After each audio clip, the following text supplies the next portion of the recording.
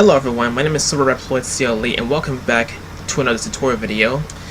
It's been almost a minute since I did these kind of educational tutorial videos on how to do this, that, and the other, but in this tutorial video, this is regarding Raptor once again. Yes, it is.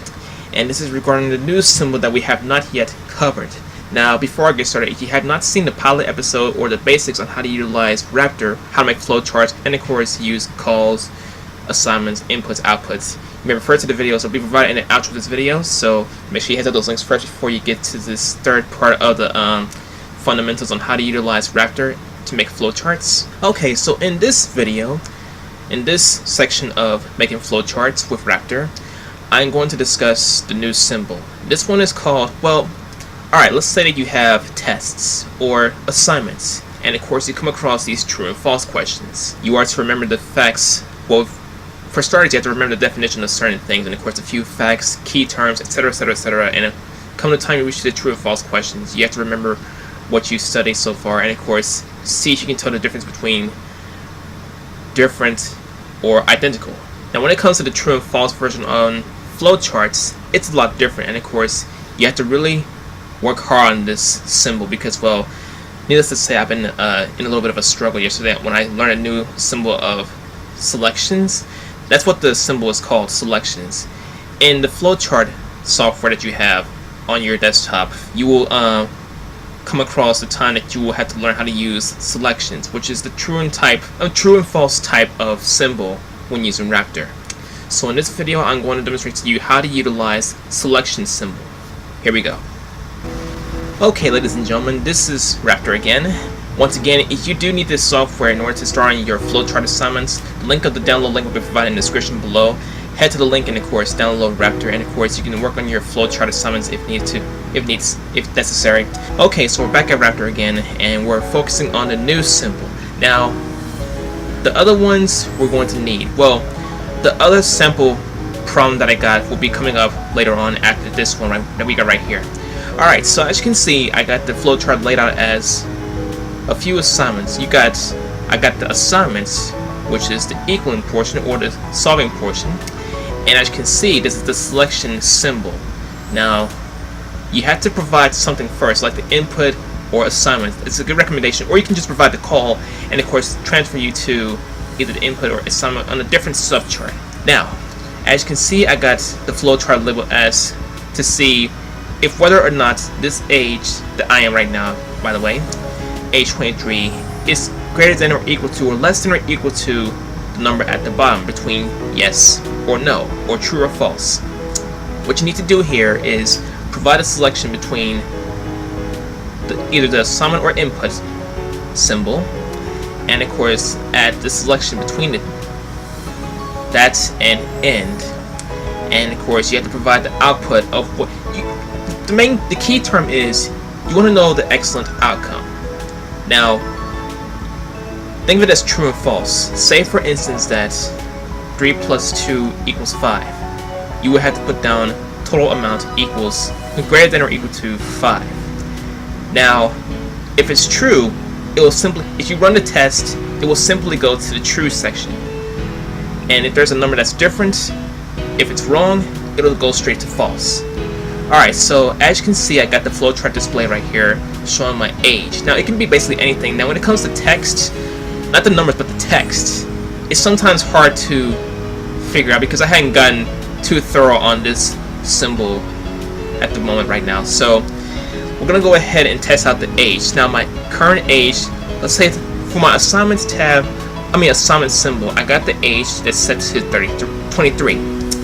Now, what I'm going to do, I'm going to test out the flowchart to see if the age is correct, greater than or equal to, less than or equal to, because you get these numbers identical.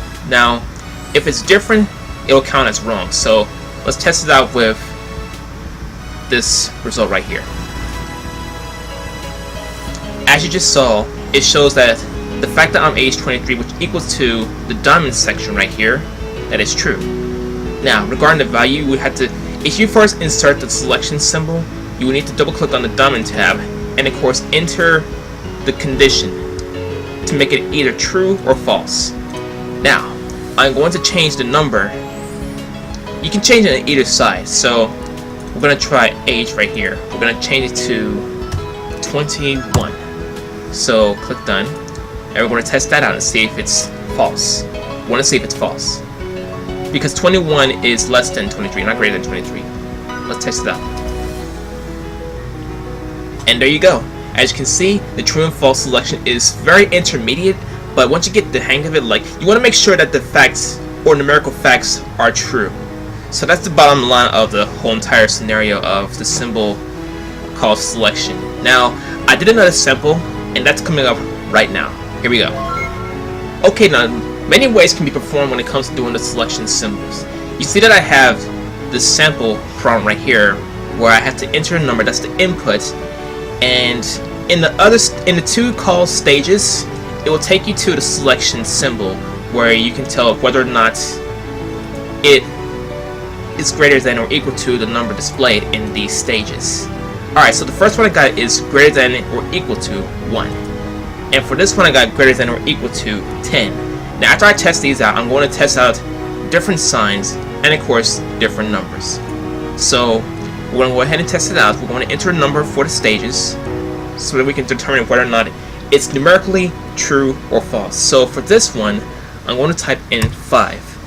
And we're going to click OK, and we're going to see if it's true on the first stage and if it's false on the second stage. Watch closely. It's true.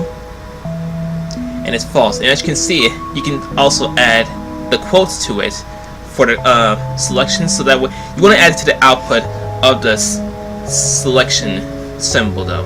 And to do that, you would simply go to the selection, and you would, now you can either have one output or two outputs. Now I have two because we're trying to see whether or not the statement is true or it's false. Now for this one, I provide the output in this section, right? The first output in this section, and say you are correct. That's for when the answer is true. And if it's false, I have this. Oops, that's incorrect. Now you have to kind of play around with this symbol a lot often when it comes to doing selections, the true and false statements. And for this one, I did the same thing as well, but different quotes though. Alright, now we're going to change the numbers and signs. So we're going to change from greater than to less than, and we're going to type in 32. I'm going to try something different here. And for the next stage, we're going to also change the sign, greater than to less than, and we're going to change it to 15. There we go. Now when you first start this, it gets a little it gets a little laborious, so all you have to do is just play around a little bit to kind of get the gist of it. Alright, now you want to make sure that statements are clear before you start the process. So we're going to test it out. Okay, so the first number is 32, and the second one is 15. So we're going to type a number to see whether or not those statements are true. Alright, so for this number we're going to enter 20. There we go. Click OK.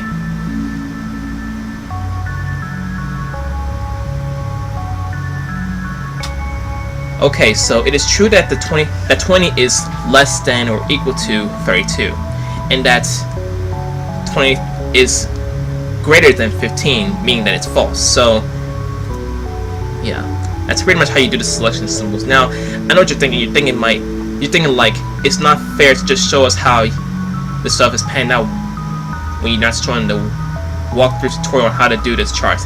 And that is what I'm fixing to do, guys. So I'm going to start a new sheet, and I'm going to show you step by step on how to do selections. I just want you to see what it's like, and I'm also going to show you how to make the flowchart of it. Now for fundamentals, I'm going to show you how to do it like I did the previous one, other than this one. But if you want to do it like call out style, then you can do that. You just got to remember what to do.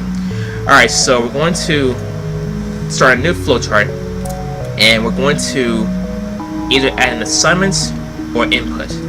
So I'm going to go with input for now. So we're going to drag between start and end, and it also prompts you to save, so remember to do that.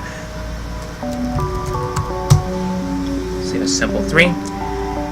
Alright, so for this segment, we're going to determine if the equation equals the number total amount. Alright, so this is my input. Now we're going to take selection and we're going to drag it between input or assignment. You can use either assignment or input, but you got to remember how you want to work it out. So for input, well, it's basically assignment. So we're going to change it to assignment. My mistake, guys. I'm going to change it to assignment. Wait, that's not right. I'm sorry.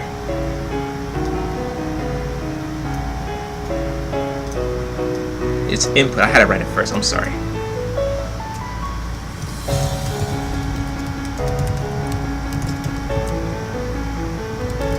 Well, yes, you can do it like this. Determine if the equation equals the number, total amount, and we're going to type either yes or no, because we want to see if the equation equals the correct number. So for this sample equation, we're going to do 3 plus 2 equals 5. Now all I have to do is to add the outputs. Add it to the yes section and the no section. For yes, I'm going to type in quotation marks. That is correct! Exclamation. And for no, which is false, we're going to type in sorry, please try again.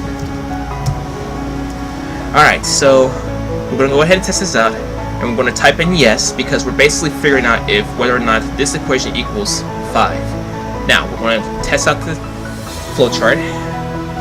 We're going to type in yes, and as you can see, it's correct. And even though you type in no, it will still be correct, because the main focus is this area right here, because this dominant section of the selection symbol recognizes the equation, the numerical signs that you need to use for this particular, for the output to be carried out. So you want to make sure you applied everything correctly to come up with the output. So I'm going to try it differently this time. I'm going to change this to 13.